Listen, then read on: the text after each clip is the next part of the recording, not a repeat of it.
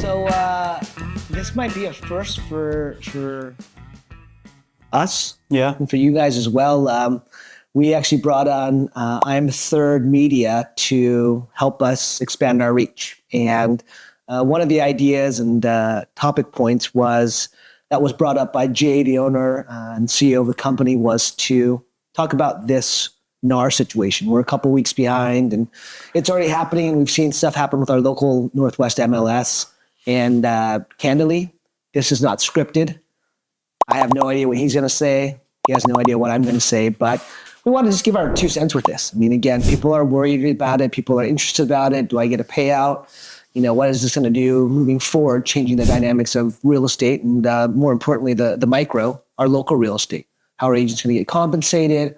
Is the market going to get flipped upside down? Is big change coming? And so I'm going to hand it off to Akash. Again, none of this is scripted.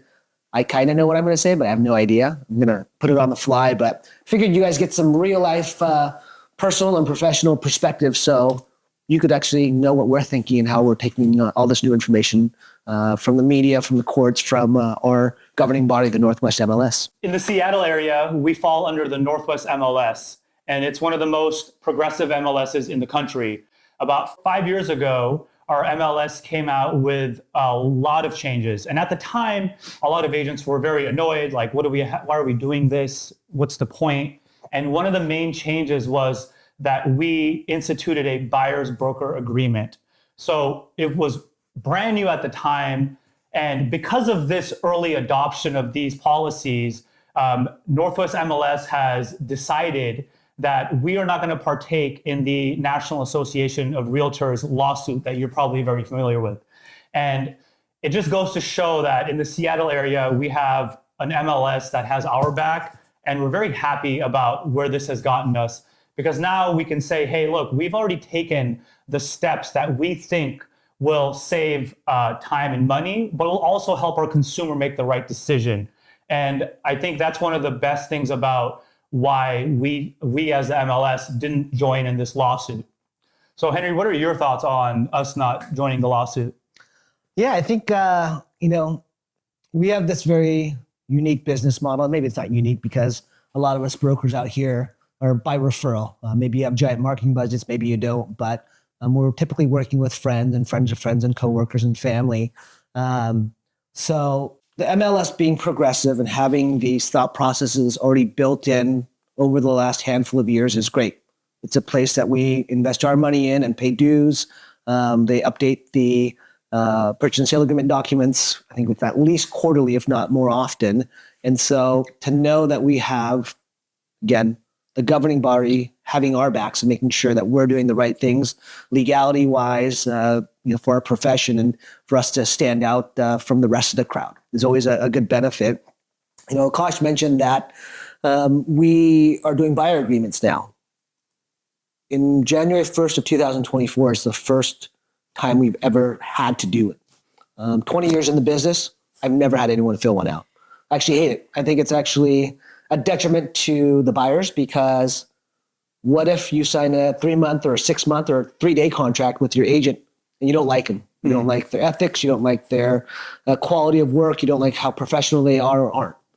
It may just not be a click. You guys may not mesh. And so I do it reluctantly because I have to. But for us, we've never had to do it because why?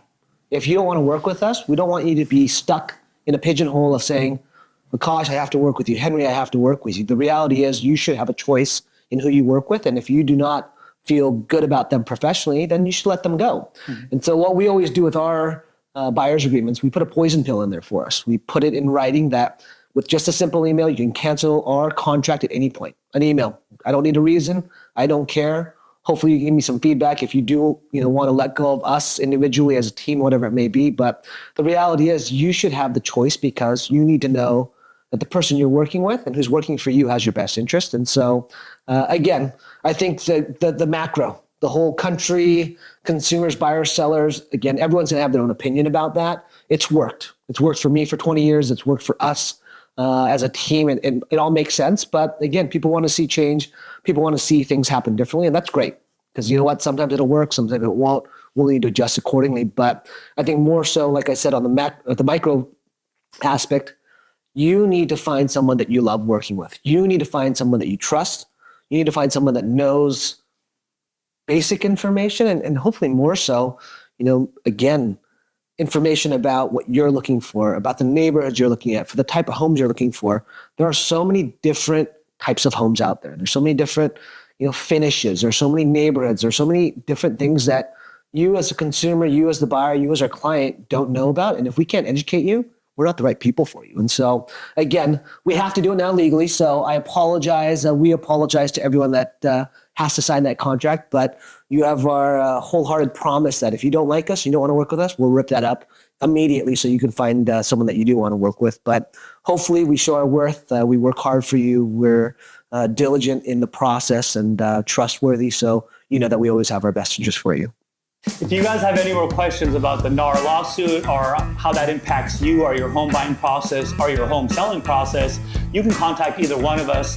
My phone number is 253-343-4913. Henry?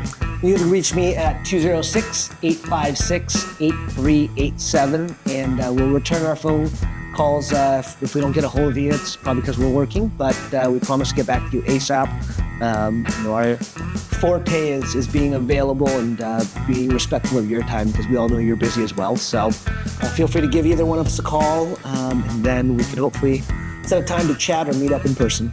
And if you don't like talking on the phone, you can visit the website at www.henryshimgroup.com.